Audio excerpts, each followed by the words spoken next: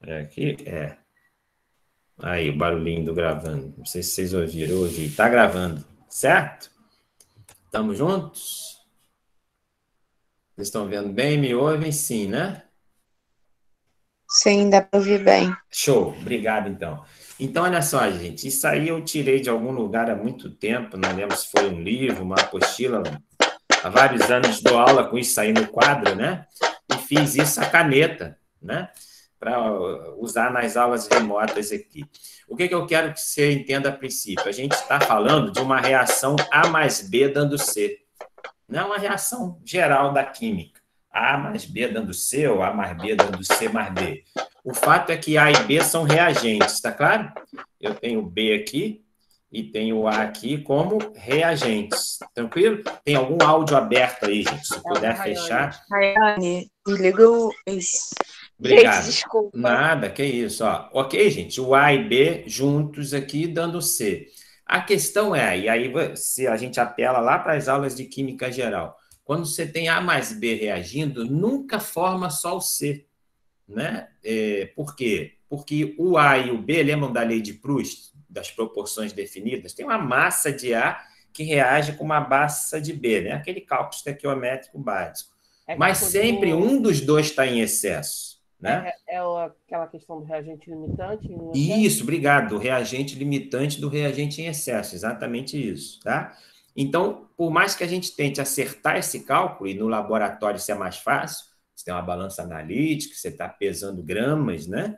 Enfim, mesmo no laboratório, você não pesa exatamente a massa de A e de B, então sempre sobram deles, formam C, e um deles que é o excesso ou o limitante, tá? Se isso ocorre no laboratório, pensem numa escala industrial que você tem toneladas, aí vão sobrar toneladas, tá? Então sempre tem um excesso. Então pensa que a gente está falando, e aí vou pegar uma canetinha só para rascunhar aqui, que eu não perco o hábito do rascunho, ó. Então a gente está falando de uma reação de A mais B, né? Dando o quê? Dando C, né? Onde C seria quem? O produto desejado. Só que um deles, sei lá, como exemplo aqui, até para seguir o que eu escrevi aí, o B, ele sobra, né? Perceba que eu escrevi o B aqui, ó, e destaquei que ele era excesso. Tá claro, gente? Isso? Então, entenda aí que nesse exemplo, nessa fala inicial minha, o C seria o desejado, tá? E o B foi excesso. Tranquilo esse início aí? Posso seguir? Isso é importante destacar. Mas o que a gente estava desejando? Quem é o desejado? O desejado é o C, né? E do reator, nesse reator ocorreu essa reação, A mais B dando C, saiu o C e saiu o B em excesso.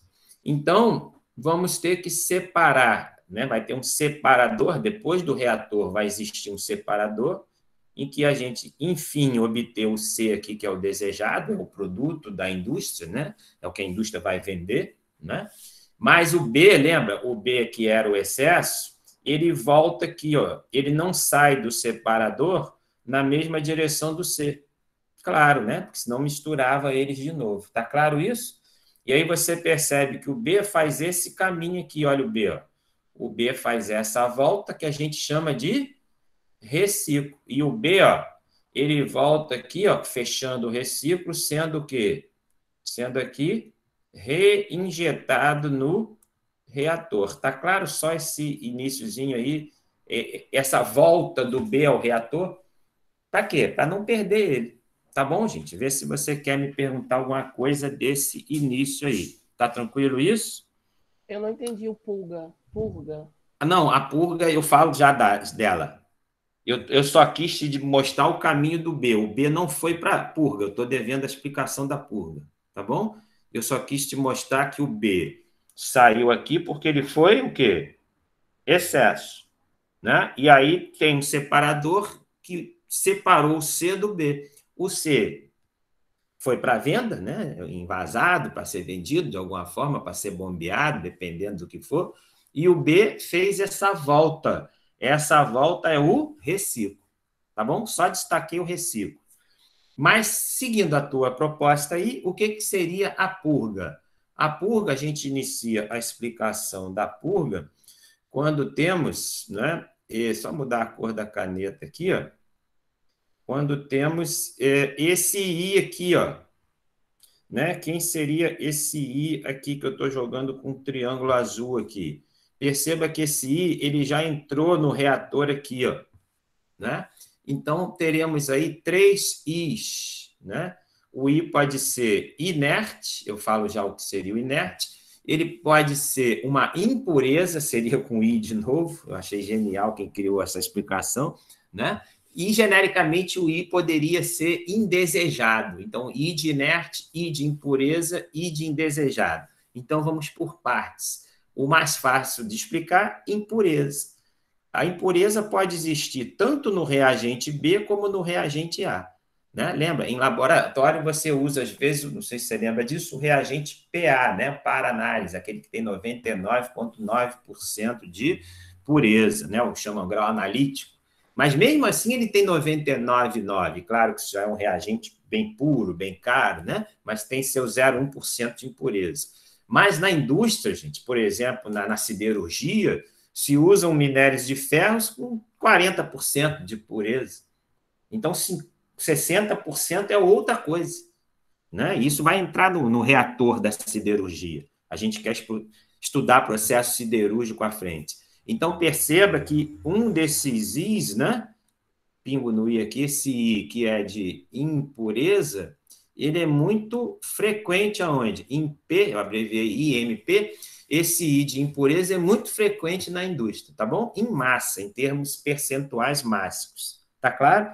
Então, esse I, se ele entra fazendo parte ou do A, impureza de A, ou fazendo parte do B, ele entra e sai do reator. Pior é se ele reage lá dentro, o que pode ocorrer também, mas aí complica, tá? Eu só estou te dizendo que no próprio reagente B e no próprio reagente A pode ter um I que seriam impurezas genericamente. E aí, essas impurezas vêm para o separador, tá claro? Elas entraram como impureza do B ou do A, entraram dentro do reator, saíram do reator, e aí no separador você não pode jogar a impureza junto com C, senão a impureza vai para o produto que vai ser vendido. Está claro isso? Por isso que a impureza vai para onde? Ela vem para cá. Né? Ela sai do separador em direção diferente do C, ok? E aí é a primeira explicação da purga. Essa impureza pode, ou pelo menos deve, sair na purga. Essas impurezas podem ser gasosas, lembra? A gente pode ter reação em fase líquida, sólida ou gasosa. Claro que reagir em fase sólida é muito complicado. Então, por exemplo, no processo siderúrgico, o minério de ferro é uma pedra no popular, é uma rocha, né? É um minério sólido. Então, você vai ver que tem todo um cuidado para tentar tornar ele, pelo menos, pastoso. Né? Mas, claro, você sabe, a química é mais fácil no estado líquido que no sólido, obviamente, e é muito mais fácil no estado gasoso. E vários processos industriais, gente, a maioria deles são no estado gasoso. Né? Então, eu poderia dizer aqui, ó, que a maioria dos processos, esse A é gás, esse G é gás, né? Botar o parênteses aqui, escrever tudo é difícil para mim aqui, eu estou sendo alfabetizado para escrever, full mouse, e esse C seria gás também. Então, estou querendo destacar para vocês que grande parte dos processos industriais, sejam eles orgânicos ou inorgânicos, ocorrem em fase gasosa. Está claro isso? Me interrompam se quiserem aí. Se for em fase gasosa, a impureza vai ser gasosa. E aí, ela sai aqui, ó. E aí, eu estou só falando isso porque está escrito aqui condensado. O que é condensado? É o gás que passou para o estado, o quê? Líquido, né? A passagem de gás para líquido é chamada liquefação ou condensação. Mas a indústria gosta muito de falar em condensação. Então, o que seria o condensado do inerte? Seria um gás qualquer que se deseja retirar, ou seja, esse gás qualquer é uma impureza, né? E aí ele foi retirado aqui na purga. Então, a purga ela é usada para jogar fora gases, por exemplo, que são impurezas ou que são inertes. E aí eu passo a explicar o segundo I, porque o tempo todo agora eu falei de I como sendo impureza. Ok, gente? Professor, uma pergunta. Pois não. A minha pergunta não faria muito sentido, não, faria um pouco, talvez, Pode se a gente falar. estivesse considerando líquidos ou sólidos, mas em questão tipo, dessa rotabilidade de processos, pode haver algum tipo de, no caso, porque ele passou no reator, passou no separador, está indo para a Sim. purga. Não pode haver, tipo, como se fosse uma excitação entre os gases e, assim, o que sobrou de ainda a impureza da impureza depois da purga reagir com o B e aí Pode. ficar cada vez mais impuro e passando por esse processo? Pode. O grave, o que você falou aí, existe de montão, né? Em resumo, a impureza reagir com o B, ela pode. E aí complica, né? E ela pode reagir com o A. Do jeito que eu fiz aqui, eu dei a entender, tá? Tem tudo a ver com a tua pergunta, eu dei a entender que a impureza aí não reagiu nem com A nem com B, né? Dentro do reagente, dentro do reator, perdão, né? Mas se o I, vamos inventar o que a gente está falando aqui, se o I de impureza, né? Estamos falando da impureza. Se o I dentro do reator, vamos supor que esse I tenha vindo do B, ser uma impureza do reagente B. E essa impureza tem afinidade química com o reagente A.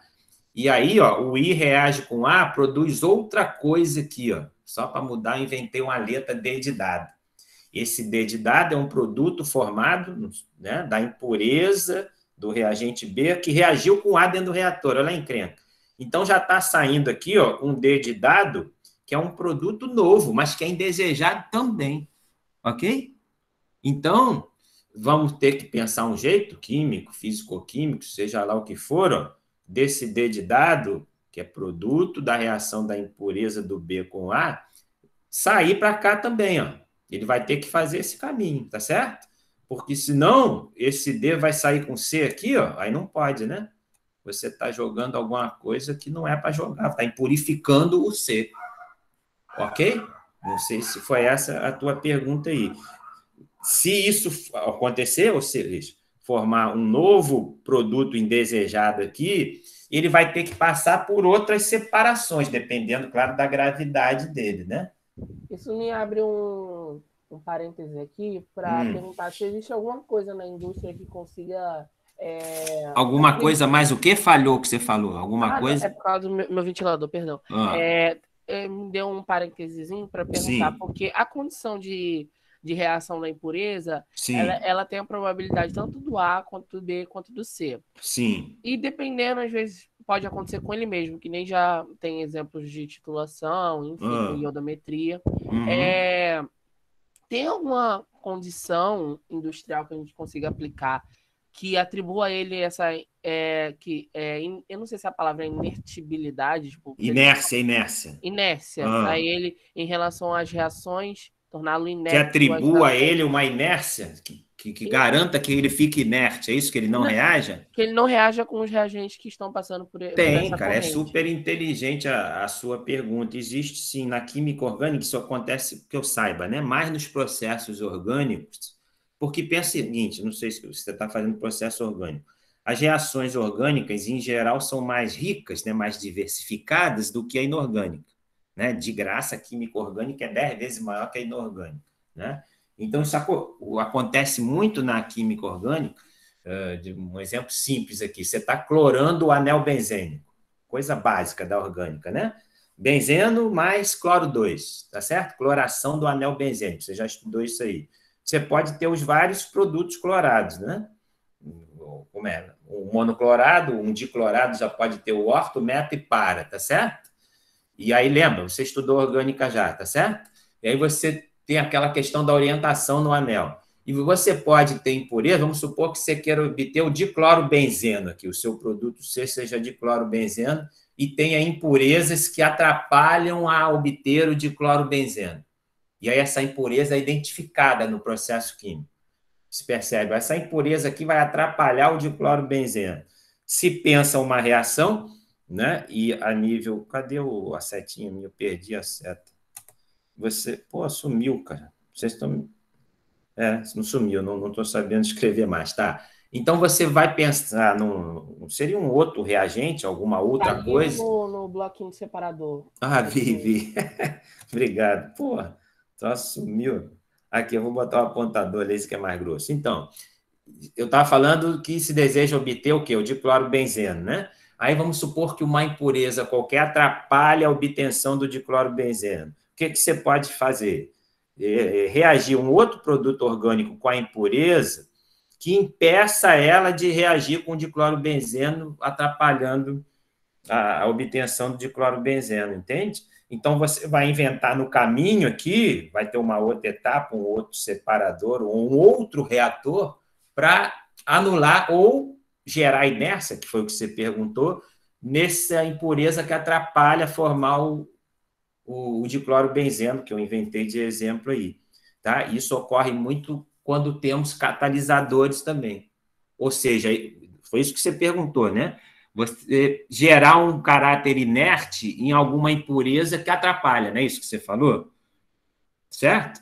Você quer proteger uma impureza que atrapalha, ou seja, gerar uma inércia dela. Ou você reage ela para anular ela, ou pensa em algum critério físico-químico, como solubilidade ou como insolubilidade, para, tipo assim, rechear essa impureza e impedir a reação dela. Isso existe sim, mas aí começa a complicar o processo.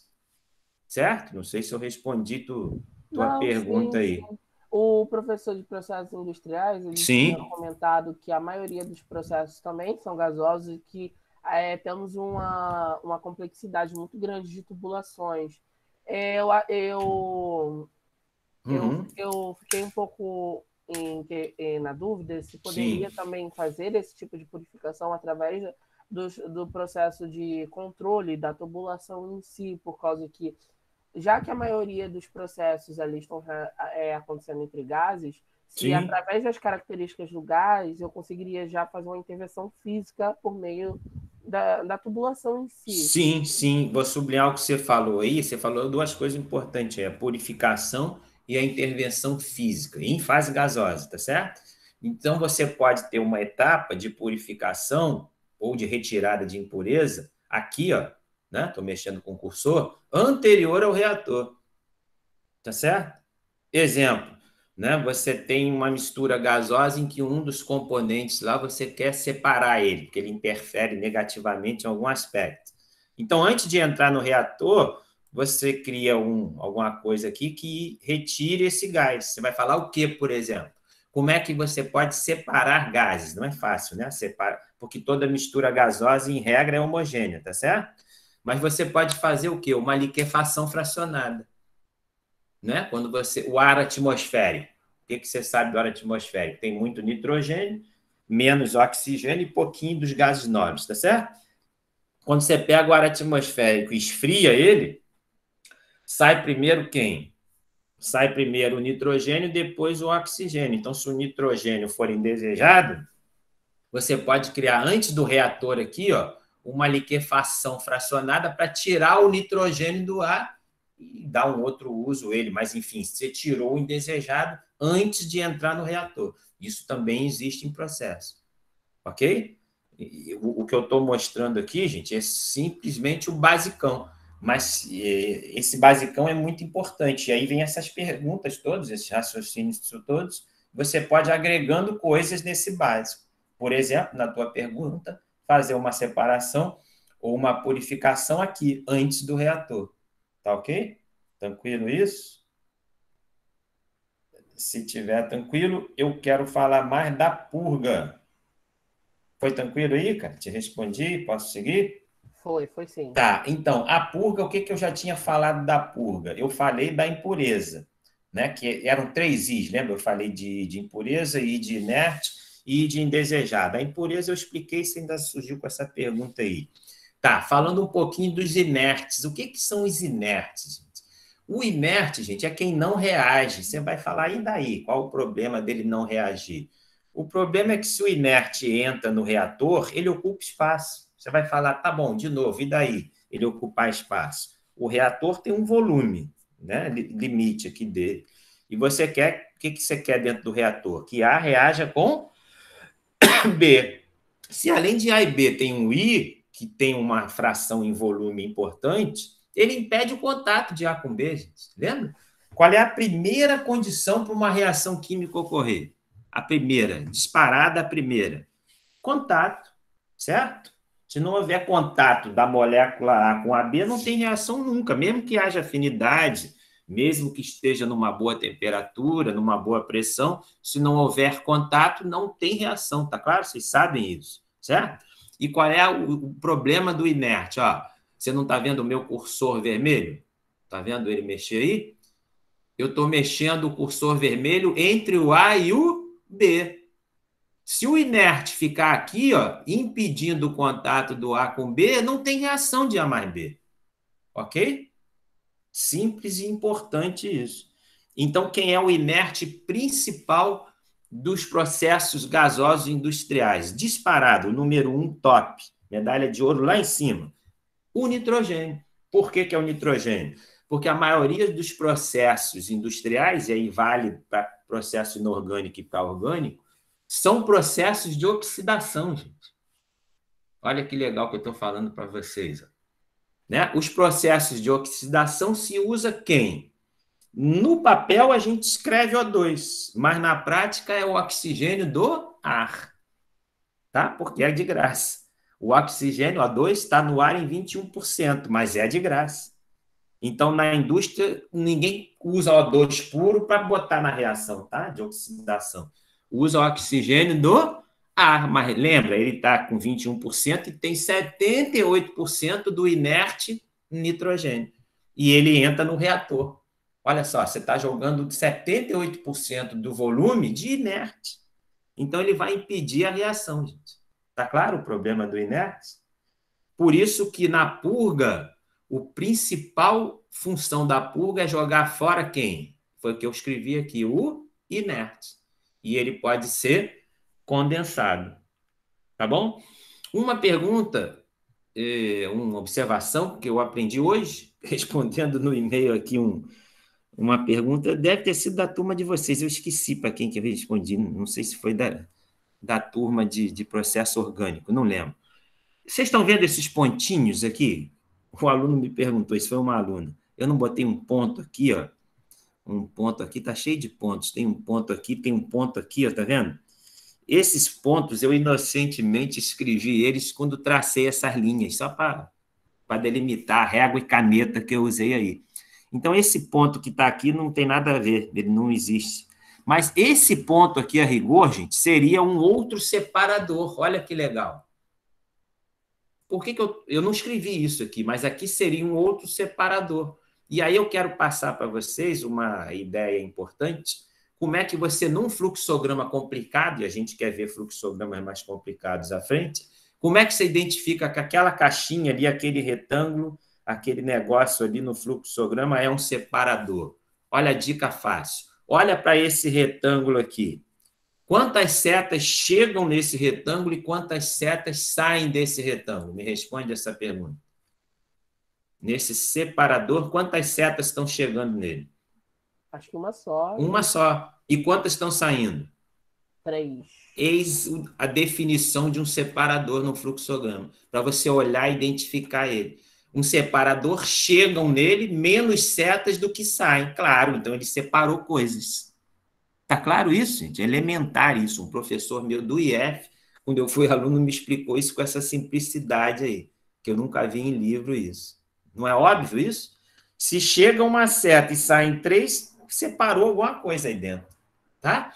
E aí eu pergunto se essas setas de saída maior do que a de entrada. Isso aconteceu de novo aqui? Olha para esse pontinho e responde. Quantas setas chegam nesse ponto? Esse ponto vermelho, eu botei o cursor aqui. Ó. Não tem uma seta só chegando aí? E quantas tem saindo? Não tem saindo uma para a direita e uma para a esquerda? Então, isso sugere que aí tem um separador também. Tá certo? Pela mesma ideia. E, claro, aqui nesse ponto, ele, de alguma forma, ele está separando a purga para a direita e o reciclo para a esquerda. Tranquilo isso, gente? Só para passar essa ideia do separador. Eu pergunto se você, que a gente já falou da impureza, pergunto se você quer fazer alguma observação. eu falei agora do inerte. Então, qual é o grande problema do inerte? Se te perguntarem numa prova aí. Simplesmente ele vai impedir a reação desejada.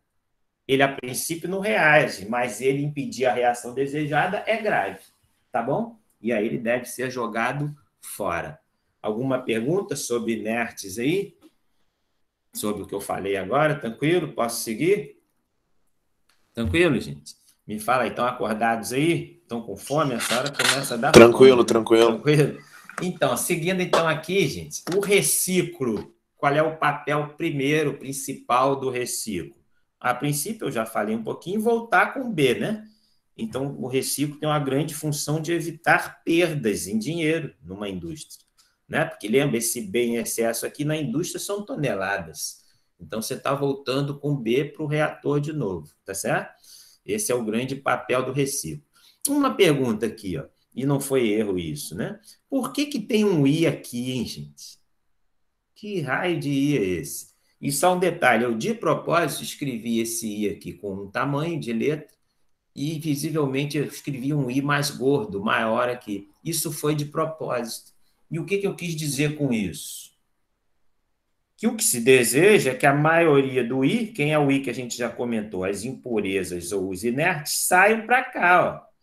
Ou seja, sejam eliminados do processo. Mas isso é o desejado. Isso ocorre 100%? Não. Por isso que eu botei um I menor, porque sempre... Lembra que eu falei que aqui, na verdade, é um separador? Ele não consegue separar com 100% de eficiência. Então, nem toda impureza, nem todo inerte sai na purga. Tá? Alguns sempre arrasta e volta ao processo. Mas, enfim, esse processo pode, na maioria das empresas grandes, ele é contínuo, né? Então, continuamente você vai eliminando impurezas e inertes, tá certo? O terceiro I é um I de indesejado, um sentido assim mais genérico da palavra. Mas o principal a nível de processo é entender o aspecto da impureza, o aspecto do inerte. A princípio, eu acho que eu expliquei o que eu queria desse gráfico aí, claro que você pode criar perguntas aí e como te falei, qual o objetivo, qual o exercício que a gente vai levar com essa ideia aí. Seria a ideia da gente pegar um fluxograma e tentar perceber onde é que tem um reciclo, onde tem um reator, onde tem uma purga. Deixa eu tentar fazer isso com vocês aí. Estamos gravando, não é? Então, eu vou pedir licença só para dar uma interrompida na gravação, para não ficar um filme enorme, né? Ele já está grande, mas só para não ficar enorme, tá bom? Deixa eu interromper a gravação, que eu vou mandar isso para vocês.